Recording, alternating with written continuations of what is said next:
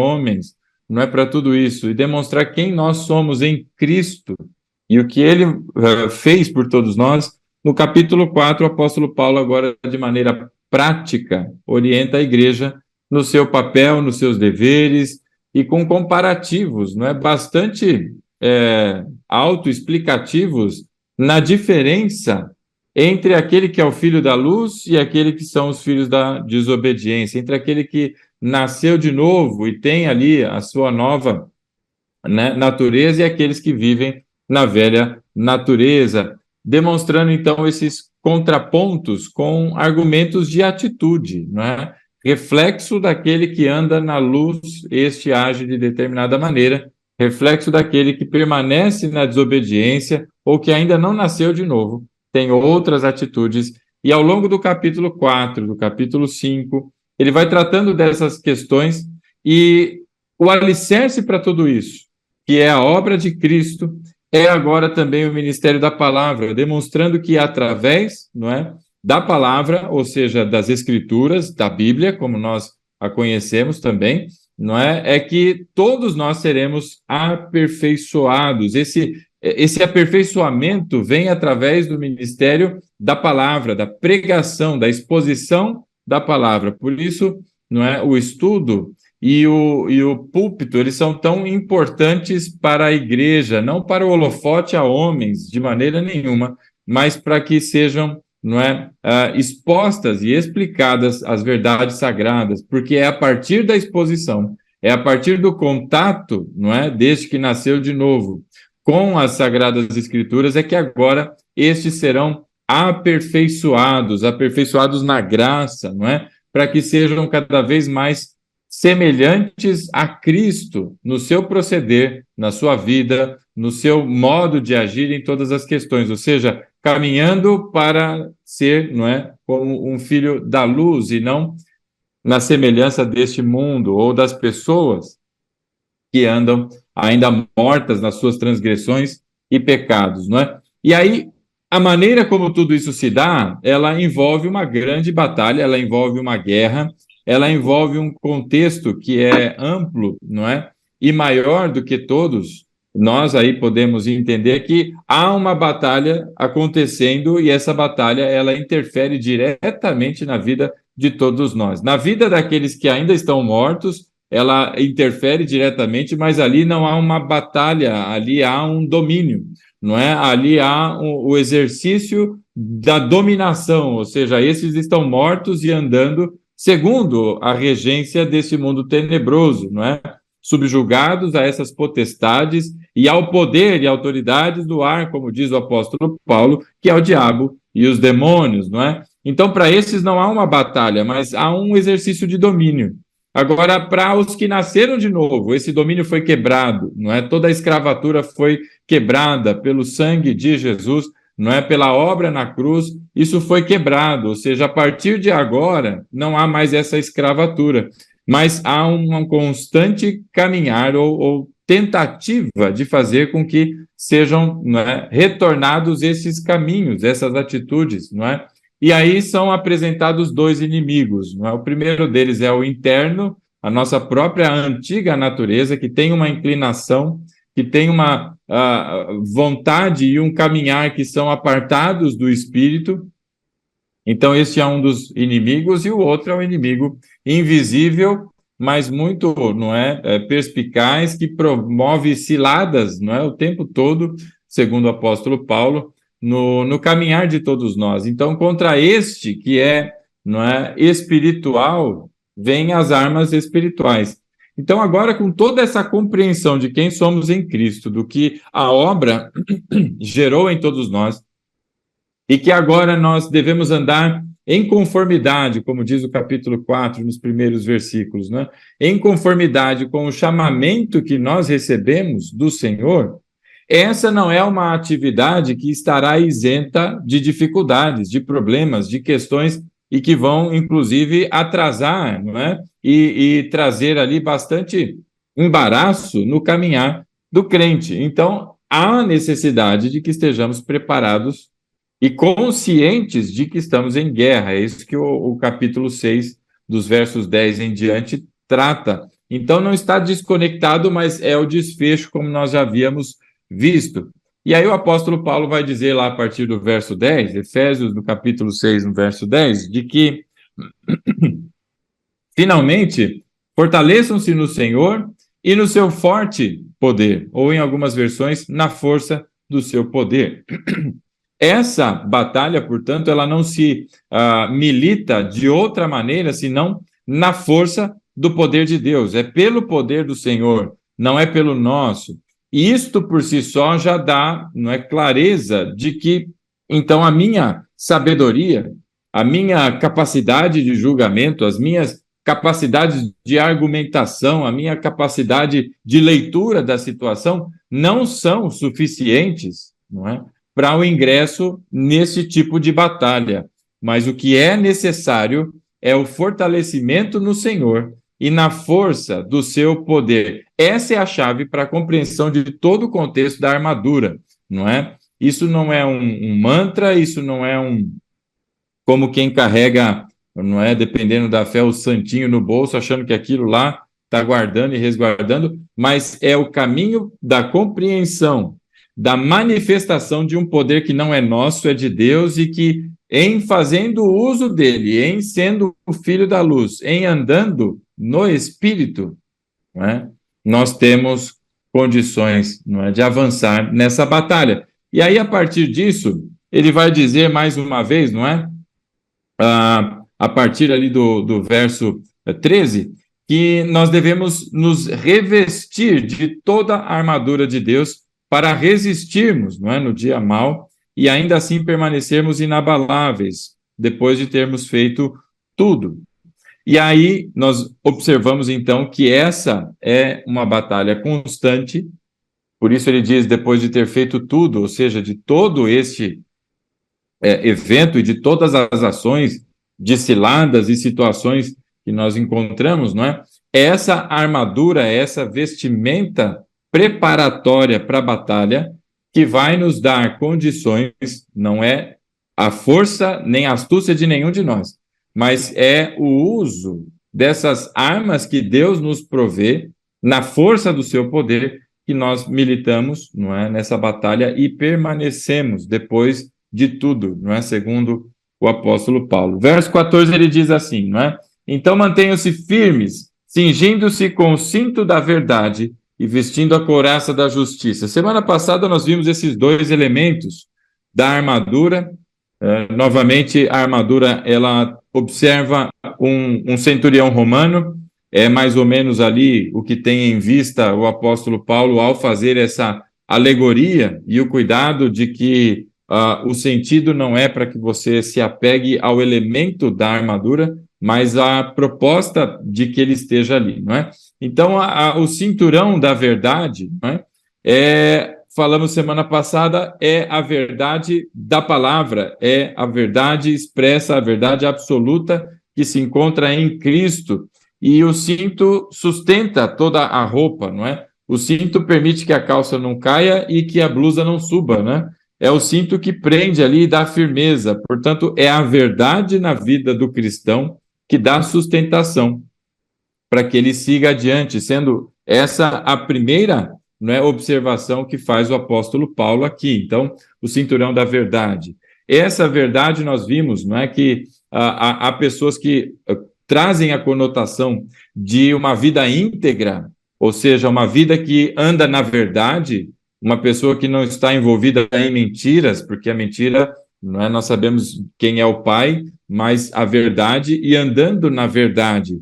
Não é o sentido aqui do texto, mas como falamos na semana passada, é razoável a proposição, porque isso não é caracteriza todo o ensino do Evangelho, que nós devemos andar na verdade, que o nosso procedimento deve ser, não é, verdadeiro, e não uma pessoa que tem falso julgamento, não uma pessoa, não é, de ânimo dobre, mas aquele que anda na verdade, é firme, né, neste sentido. Então, o cinturão da verdade. E o segundo elemento de armadura proposto aqui pelo apóstolo Paulo vem ali no verso 14, não é? Vestindo a couraça da justiça. Nós vimos semana passada também a couraça sendo aquele elemento que protege, não é? do pescoço para baixo até a cintura. Se lembrarmos do centurião romano, a couraça ela seguia para baixo da cintura ainda, como uma espécie de proteção ali para as pernas, não é?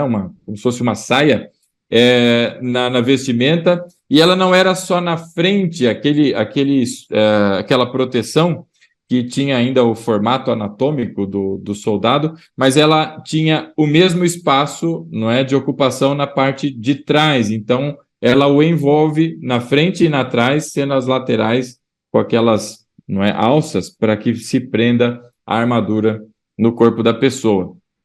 Então, essa couraça, ela tem a intenção, pensando no soldado, não é, de proteção destes que são órgãos vitais para a sobrevivência. Se o cara tomasse uma flechada na perna, ele ia se machucar, podia se machucar gravemente, mas ele não corria um risco iminente de vida ali, não é? Então, tem um risco, está em batalha, mas uma flechada na perna, tanto que a gente vê em filmes, né, daqueles gladiadores, o cara toma as flechadas lá, o cara só quebra a flecha e continua lutando lá e segue a vida, né? Como se fosse muito fácil fazer isso. Às vezes a gente se machuca com papel. Você já fez corte com papel no dedo, irmão? Pelo amor de Deus, como dói aquele cortinho de um papelzinho, como fica doendo. Imagina o cara tomar uma flechada e continuar lutando, né? Coisas da ficção. Eu não sei se na vida real era assim, não é? Graças a Deus que eu não estive num campo de batalha como aquele, que devia ser uma coisa horrorosa, né? Aquele monte de gente gritando da fúria, gritando da dor, o outro enfiando espada. Deve ser uma cena tenebrosa.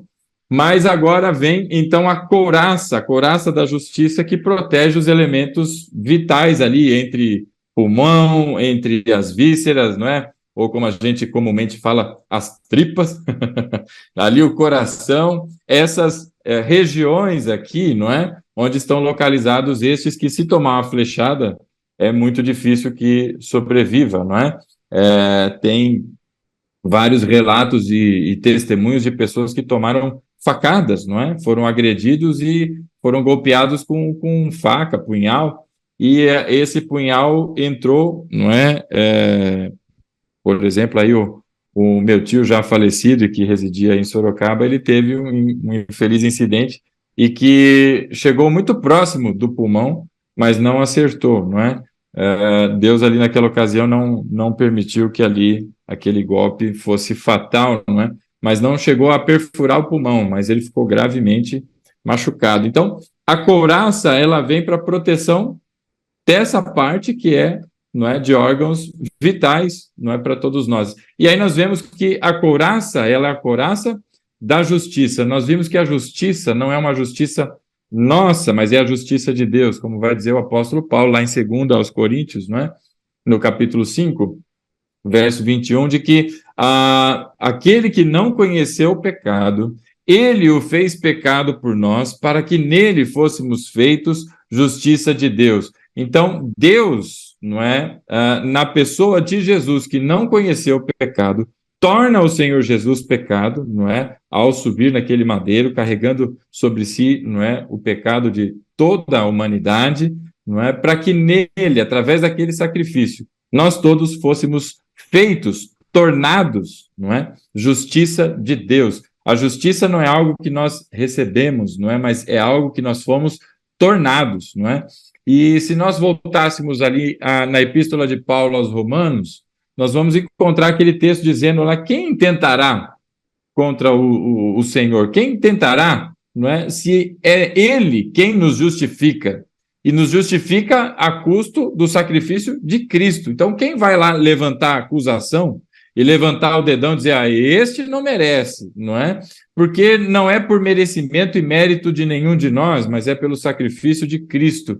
Então, a doutrina da imputação, o meu pecado foi imputado em Cristo na cruz, e a sua justiça, não é, foi imputada em mim pela fé, pela graça, como vai dizer essa mesma epístola no capítulo 2, no verso 8. Então, é esta justiça, a justiça do Senhor Jesus, que me protege nas áreas vitais, ou seja, quando vierem aquelas lanças, aquelas flechas, aqueles ataques, não é, do inimigo, elas serão bloqueadas não pela minha justiça, por isso a dificuldade de encaixar o contexto da integridade do ser humano aqui nesse texto, mas pela justiça, não é, de Cristo. Por isso, quem tentará contra o Senhor, se é Ele quem nos justifica? Então, diante da autoridade máxima, quem vai ir lá contra? É o Senhor, que habita os céus, não é? Então, dessa maneira, a justiça aqui da couraça, apesar de que, mais uma vez, há bastante relevância na proposta de entender a couraça da justiça como a integridade do homem, enquanto ele anda na verdade, ele é aquele homem justo, não é? Íntegro no seu procedimento, nas suas ações. Isso é razoável porque é essa, não é? Toda a doutrina que nós encontramos na Bíblia no procedimento de todos nós. Mas não é disso que se trata aqui o texto, e sim da justiça que provém do Senhor. Por que nós estamos afirmando tudo isso? Verso 10, vamos voltar lá, lembra a gente falando sobre a chave da compreensão de tudo isso. Verso 10, finalmente fortaleçam-se no Senhor e no seu forte poder. Ele está tratando de coisas que sobrepujam a minha capacidade, vão muito e muito além do que eu posso fazer. Não é mais um procedimento como o de amar a minha esposa, como o de não irritar os meus filhos, e que está na minha ação aqui pela orientação do Espírito, mas agora pela força do Senhor e no poder dele. Então, este cinturão e essa couraça representam elementos da manifestação da sua força, força do Senhor, e do seu forte poder, o poder do Senhor. Então, não vem do homem. Então, mais uma vez, não há problema algum em fazer referência, não é, à integridade da pessoa, porque é essa a doutrina bíblica. Mas aqui nós estamos tratando da exposição do texto. E a minha proposta aqui, de fato, é naquilo que está escrito, segundo as palavras dentro do original, e a proposta de quem escreveu, não é? O apóstolo Paulo, iluminado pelo Espírito Santo.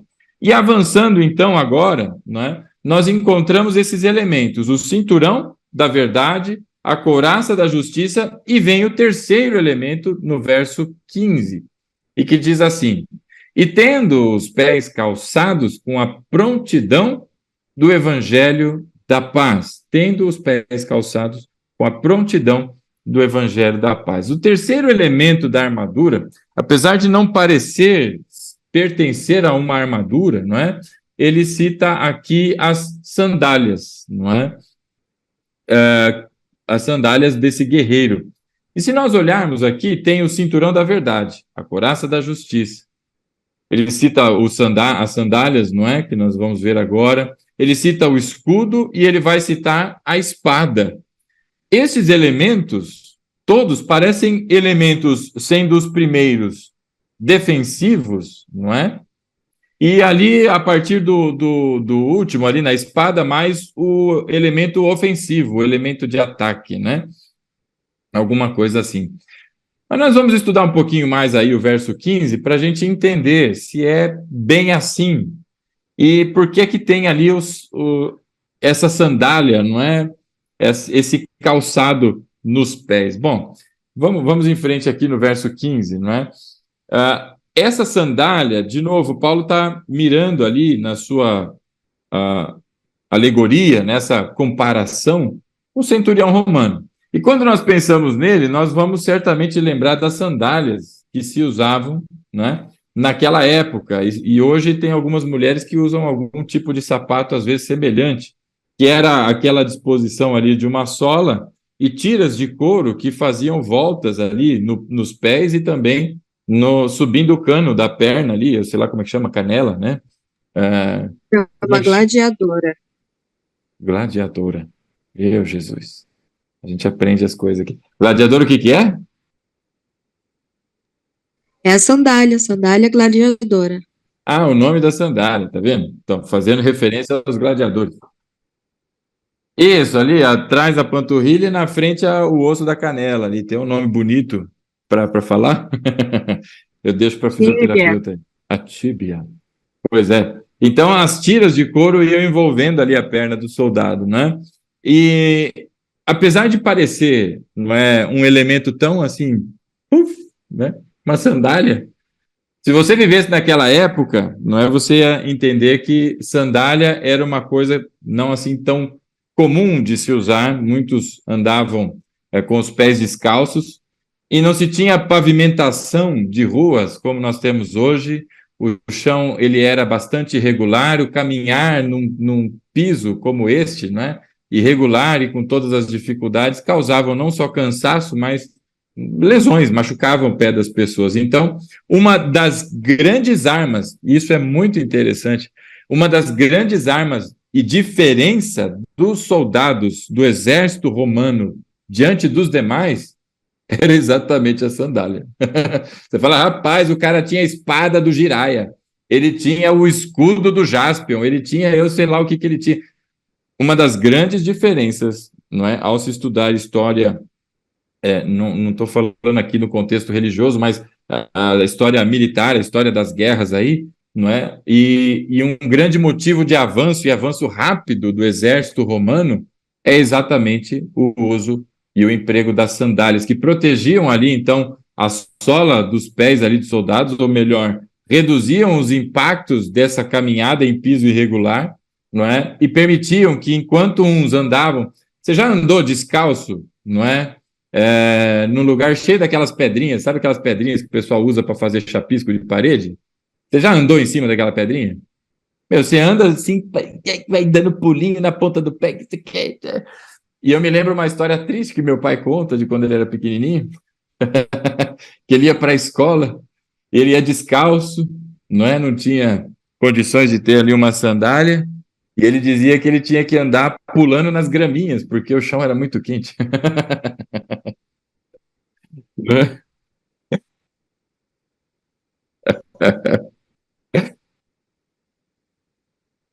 Sair pulando as graminhas.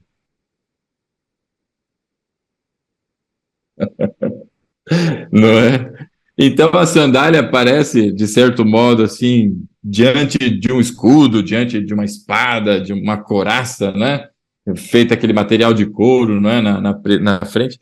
Parece tão irrelevante, mas é exatamente, não é, um dos principais elementos na vestimenta de um centurião que fez com que o exército romano se destacasse como fez e fosse o império do tamanho e amplitude que foi, aliás, né? Então, aqui, ao olhar para isso, a gente já tem algumas questões, não é? Sobre o calçado. Há uma proteção para o pé, não é? Mas não só uma proteção, mas um sinal de avanço, não é? Porque os pés dão referência a uma caminhada, a uma corrida, a um propósito, não é? E o autor aos Hebreus vai dizer que nós estamos numa corrida. E essa corrida é uma corrida rumo à nossa pátria celestial. Não é nem uma caminhada. Nós estamos numa corrida, segundo o autor aos Hebreus, né? Demonstrando a urgência e a celeridade de algumas ações e disposições na vida do cristão, né? Então, para esse movimento, neste caminhar, aqui vem a proposta do apóstolo Paulo, né, de que sejam calçados os pés. E aí vem outras duas expressões. O pé vai ser calçado, essa sandália, ele faz agora a alegoria, não é? Ele faz um comparativo com dois outros elementos, com a prontidão e a prontidão do evangelho da paz. Prontidão do evangelho. A comparação com o evangelho da paz, não é? Aqui, para que a gente consiga entender exatamente, primeiro, de que paz é essa que o apóstolo Paulo está falando, porque alguns também vão trazer aqui a referência da paz do espírito, não é? Da pessoa estar tranquila, não é? Não ser uma pessoa agitada, mas viver em tranquilidade, coisas dessa Pastor sorte, Rodrigo, né? Oi, meu irmão. não cortando, né? Isaías 52 tem uma referência interessante sobre os pés que o pastor vai falar aí. Verso 7, exatamente. E tendo eu que o apóstolo Paulo tinha em mente exatamente esse versículo, Esse texto, ao né? propor, não é, aqui a questão das sandálias, né? Então, para que a gente consiga entender o propósito da paz e que evangelho é este que se trata aqui o apóstolo Paulo, Nós precisamos voltar ao capítulo 2, porque, de novo, né, ele está fazendo o desfecho dessa epístola toda, desde todo o início do contexto. E lá no capítulo 2, dos versos de 13 a 18, Efésios, né, capítulo 2, dos versos de 13 a 18, nós vamos encontrar, não é, algumas referências exatamente a essa questão de que paz é essa que está tratando o apóstolo Paulo, não é? Se é uma paz de espírito, do que se refere a isso? Para que fique bastante claro. No verso 13 do capítulo 2, o apóstolo Paulo diz assim: mas agora, em Cristo Jesus, vocês que antes estavam longe, foram aproximados mediante o sangue de Cristo. Houve uma aproximação de quem estava longe. E aqui já dá a intenção do que é essa paz, não é? De que se trata o capítulo 6, verso 15. Então, aqui o apóstolo Paulo não está falando de judeus, não é? Mas ele fala de gentios, ele fala de você, ele fala de mim. Nós estávamos distantes, estávamos longe. E longe, não é? Como diz o capítulo 2, verso 1, mortos nas transgressões e pecados, nos quais costumavam viver quando seguiam a presente ordem deste mundo e o príncipe do poder do ar, o Espírito, que agora está atuando nos que vivem na desobediência. Esse era o afastamento, não é, que nós tínhamos. Mas em Cristo nós fomos aproximados, não é? Capítulo 4 da Epístola aos Hebreus vai dizer que nós temos um grande sumo sacerdote, que passou pelas mesmas dificuldades que todos nós, mas sem pecado. E agora, por conta dele, nós podemos nos aproximar do trono da graça. É o mesmo sentido, não é? De alcançar a presença de Deus. É essa aproximação. Pense no seguinte, não é? Havia um conflito. E esse conflito, por exemplo, familiar, um irmão que não fala com outro irmão. Então, há um distanciamento. Essa aproximação é na proposta da reconciliação.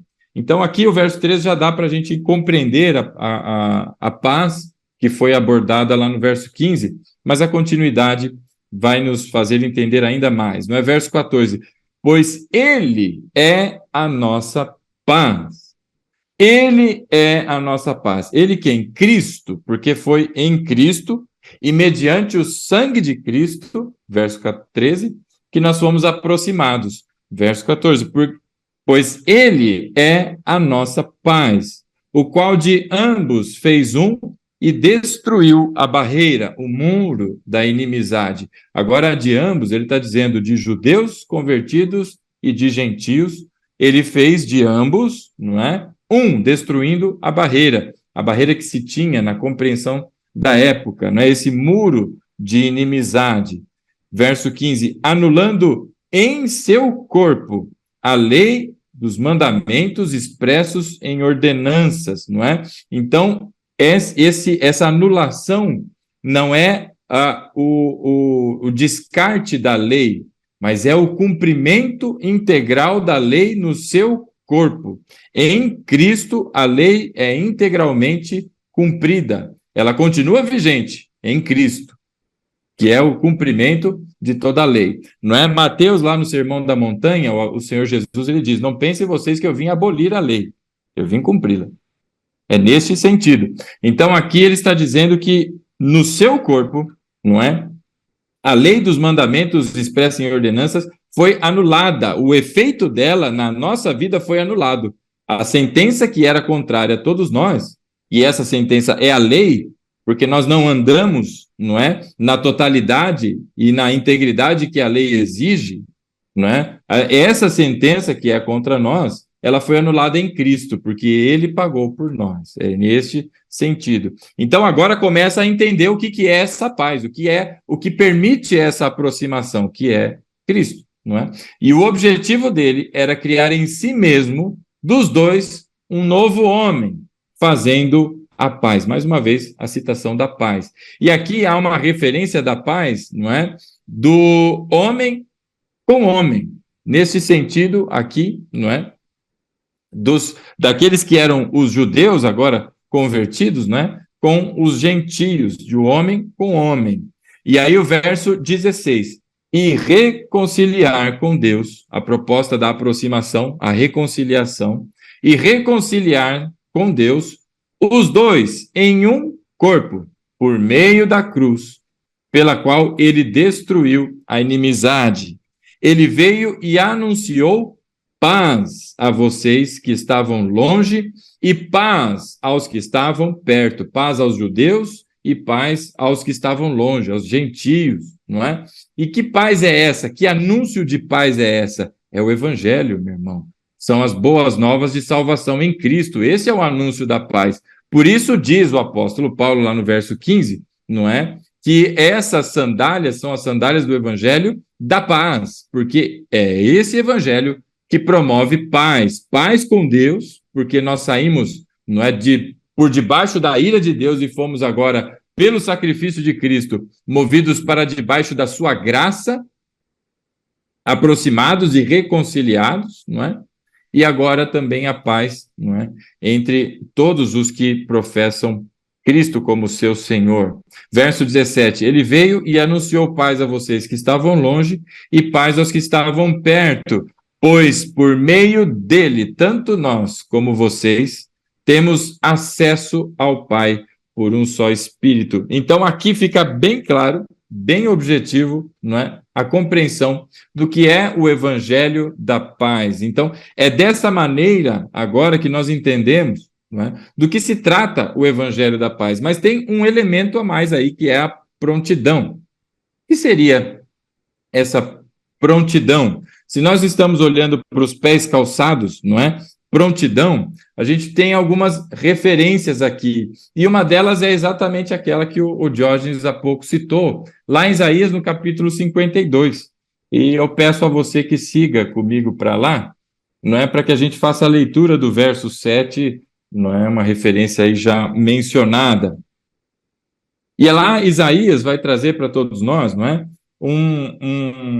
uma comparação, não é, e um olhar para os pés daqueles que anunciam as boas novas, ou seja, o evangelho da paz, os que proclamam a paz. Verso 7 ele diz assim, como são belos nos montes os pés daqueles que anunciam boas novas e que proclamam a paz, que trazem boas notícias, que proclamam salvação e que dizem a Sião, o seu Deus reina. Então, qual é o objetivo da pregação do Evangelho da paz, não é? Além da proclamação da paz, o anúncio das boas novas, estes que têm os pés calçados com o Evangelho da paz, eles proclamam a paz, paz com Deus, reconciliação em Cristo, somente através de Cristo, não é? E aí nós vamos fazendo algumas referências à reforma, não é? E a consolidação da reforma naquelas 5 solas. Nós vamos lembrar da sola, por exemplo, solos Cristo, somente Cristo. Não tem outro caminho, não tem outra maneira, é somente através dele, pela obra dele, não é? E sola gratia, porque o anúncio do evangelho são as portas da graça abertas, não é? Para aqueles que ouvem e ao ouvir, não é? Crendo no coração, manifestando fé, como diz o Efésios capítulo 2, verso 8, a graça promove salvação. Por isso proclamam paz, trazem boas notícias, proclamam salvação. É essa a relação direta e que dizem a Sião, dizem ao povo, o seu Deus reina. Então o anúncio do evangelho anuncia não mais o domínio das potestades do ar, não mais o domínio do diabo, mas agora o reino, o governo de Deus sobre não somente a nossa vida, mas sobre todas as coisas. Então, este é o anúncio, não é, do evangelho da paz, referenciado aí, não é, também por Isaías, e é muito provável aí que estava no coração aí do apóstolo Paulo, não é, essa questão quando ele trouxe, no capítulo 6, verso 15, a proposta dos pés calçados. Agora, diante de tudo isso, vem a prontidão. A prontidão faz referência, não é, àquele que está preparado. E ele está preparado nos dois sentidos, no sentido ofensivo e no sentido defensivo. Porque muitas vezes, e até hoje, existem dúvidas acerca da salvação. Muitas pessoas ainda debatem essas coisas, mesmo a Bíblia tendo, não é, ampla e claramente versos, não é, tratando desse assunto. E aqui, não é, Romanos capítulo 8 é uma das referências, mas vou citá-la aqui. Quem nos separará do amor de Cristo? E aí ele cita vários elementos naturais, espirituais e inclusive você. E nem coisa alguma. E em coisa alguma o apóstolo Paulo cita tudo, desde o tatu bolinha até você. Nada pode nos separar do amor de Deus, que está em Cristo. Então está guardado em Cristo, é pelos méritos dele, não é? Então, diante dessas coisas, há aqui a questão necessária de observar, não é? A proposta, e aí, com todo respeito a quem pensa contrariamente, mas isso é um processo de aprendizado com a palavra, e não com a propagação de doutrinas humanas, não é? Mas o que a Bíblia fala acerca disso? E a partir dali nós vamos observando que este é um elemento defensivo no sentido de que, não é, essa salvação ela não dependeu de mim, mas ela veio através do anúncio do evangelho que promove a paz, o evangelho da paz. E o evangelho fala não de qualquer um de nós sendo pregado na cruz, mas de que o Cordeiro Santo, não é? O Filho de Deus foi pregado naquela cruz para pagamento e cumprimento, não é? Como diz lá no capítulo 2, para anular a sentença, não é? E ordenança da lei que eram contrárias a todos nós, porque nele foi pago. Isso é graça. Então, a partir disso vem a defesa, porque muitas pessoas são atacadas nisso, e diante da sua própria autoavaliação vão se compreender indignas. E, ora, aí a pergunta que fica é, quem é digno? Ninguém é. Mas em Cristo fomos feitos justiça de Deus, não é?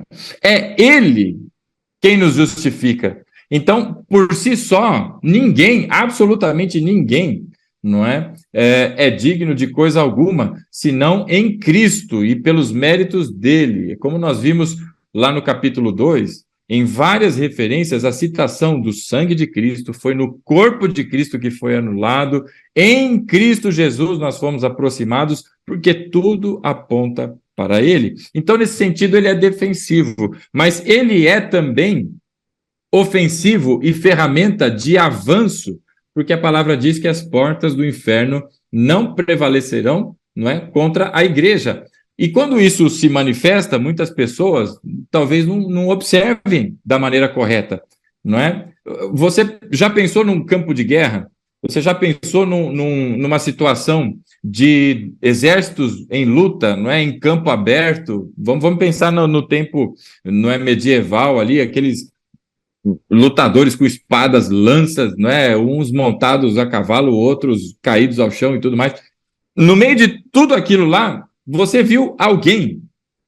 Você lembra de alguém, de alguma imagem, de algum livro, de alguma citação, de algum filme que você tenha visto? Você lembra de algum soldado carregando uma porta no meio de um campo de guerra? Eu, pelo menos, nunca vi. O cara vai lutar, ele vai, peraí que eu vou pegar a porta da minha casa e vai lá para dar uma portada na cabeça do guerreiro vizinho, né? Sei lá, Não. Então, quando a palavra de Deus diz que as portas do inferno não prevalecerão contra a igreja, não quer dizer que é o inferno que está avançando contra a igreja e a igreja prevalece. Quer dizer que é a igreja que está avançando e as portas, que são as últimas defesas. Quando você vai atrás de alguém, alguém sai correndo e vai para dentro de casa, o que ela faz? Ela entra e fecha o portão, porque é a defesa dela. As portas, que são as últimas defesas, não é? Não vão prevalecer, ou seja, não tem resistência no mover da igreja. E esse mover da igreja está falando de uma marcha, e a marcha quer dizer que a igreja está andando, ela está avançando, ela está indo nessa direção. E o andar, esse caminhar, não é? De novo, estamos numa batalha aqui na proposta do capítulo 6. Ela deve estar calçada, ela deve estar com a sandália. E que sandália é essa? É o evangelho da paz. E por isso a palavra prontidão aqui, não é?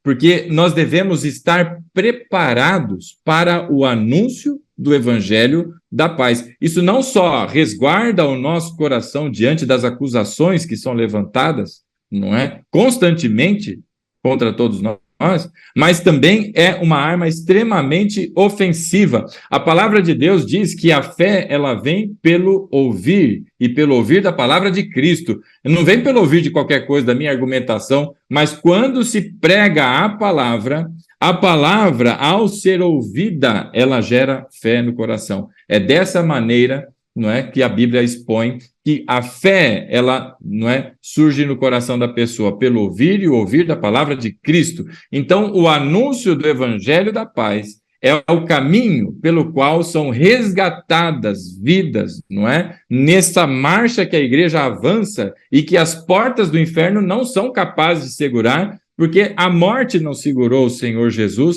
e agora, na força do seu poder, na força do Senhor, a igreja avança, não é? Na pregação do Evangelho e no Evangelho da paz. Por isso a prontidão, não é? E esse calçado, porque não só protege, não é, os nossos pés ali do contato com esse mundo, não é? Mas é o que permite que a gente avance, porque é através do Evangelho, da pregação do Evangelho, que nós encontramos o caminho, não é? Não é através da pregação do testemunho de alguém ou de qualquer coisa, mas é da pregação do Evangelho da paz. O testemunho enriquece, mas é a pregação do Evangelho. E diante desse ponto da prontidão, nós entendemos agora, né, o sentido duplo, tanto ofensivo quanto defensivo. Defensivo, pronto, sempre apto, com isso em mente, não é?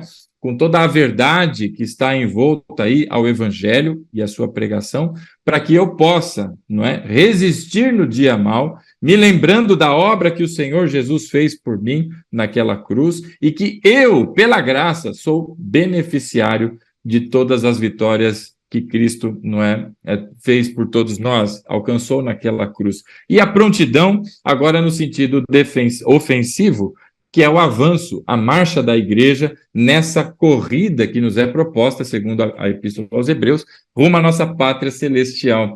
E diante dessa prontidão, o apóstolo Pedro também trouxe uma referência.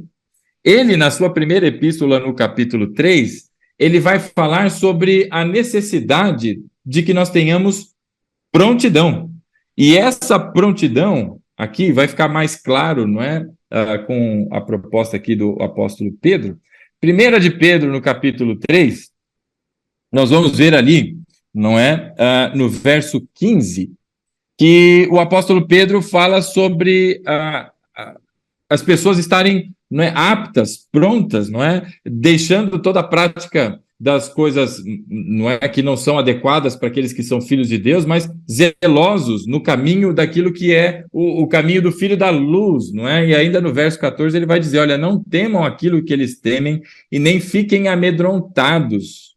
Antes, em vez de ficar amedrontados com o que o mundo vem, ou seja, com a marcha do mundo contra a igreja, ele diz assim, santifiquem-se em Cristo como Senhor no coração, e estejam sempre preparados, prontidão.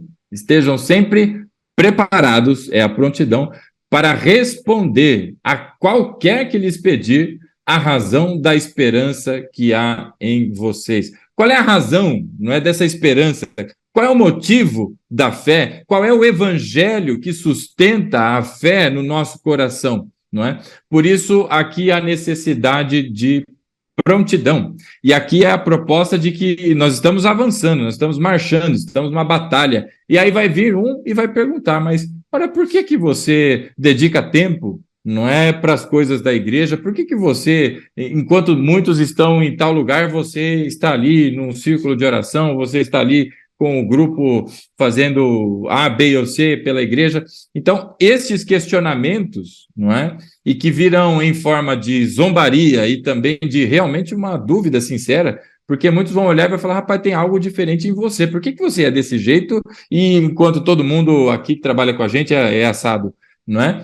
Então, é esta prontidão para não só conhecer a obra da cruz, não é? E os seus benefícios, mas para expô-la. E aqui vem a necessidade, não é, de que a gente esteja apto no manuseio, não é, da palavra. conhecimento, meu irmão, existem duas coisas que fazem com que a gente alce, né? Voos e voos altos no espírito, não é como duas asas de um passarinho. A primeira delas é a leitura bíblica, é o contexto, não é, da compreensão da palavra, das escrituras, a visão holística da Bíblia, não fragmentada e não tendenciosa, porque você quer dar um ponto ali de ênfase, mas na totalidade, porque tem muita gente, não é, criando esperança e dando ouvidos àqueles que pregam grandes heresias, coisas que não é, forçam um texto e até desvirtuam o texto. Mas a visão holística, prontos, preparados para responder. Por que eu não devo ouvir tal pregador que é midiático? Por que eu não devo acompanhar tal estudo de tal fulano? Por quê? Se você não conhece a Bíblia, você não está apto a responder esse tipo, não é, de questionamento. E a segunda asa do passarinho, uma é o conhecimento bíblico, a leitura, e a segunda é a oração, não é? São estes os caminhos para que o cristão alce voos e voos altos, não é? Então, meu irmão, voltando ali ao versículo 15, o apóstolo Paulo vai dizer, então, tendo os pés calçados, não é? Com a prontidão do evangelho da paz.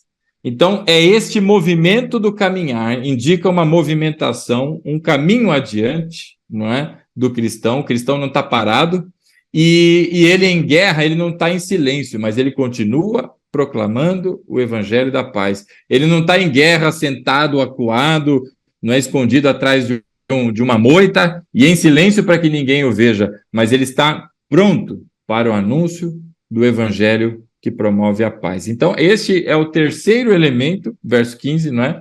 Que são as sandálias do evangelho da paz. E como são formosos, quão formosos são os pés dos que anunciam as boas novas, né? As boas notícias, que proclamam a paz, anunciam as boas novas e proclamam salvação, e que dizem a Sião, não é? O Deus reina.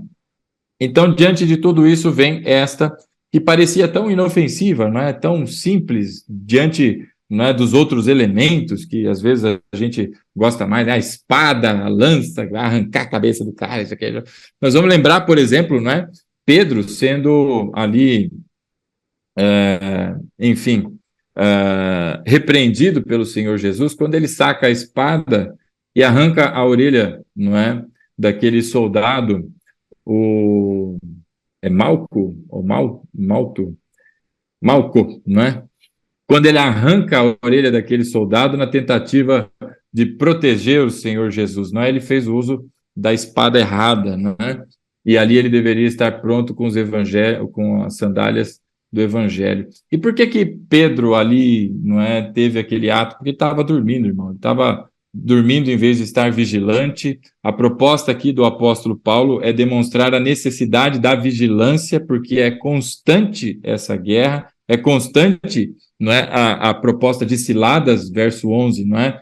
Para poderem ficar firmes contra as ciladas do diabo. Então, essas ciladas, elas são constantes, e agora nós devemos não estar dormindo, mas atentos, vigilantes e preparados, prontos para o anúncio do evangelho, não é? E quando a gente for sacar a espada, não é aquela que Pedro usou, é a outra espada que vai ser referenciada aqui nos próximos versículos. Então, o terceiro elemento que nós vimos aqui são as sandálias, não é? Tendo os pés calçados com a prontidão do evangelho.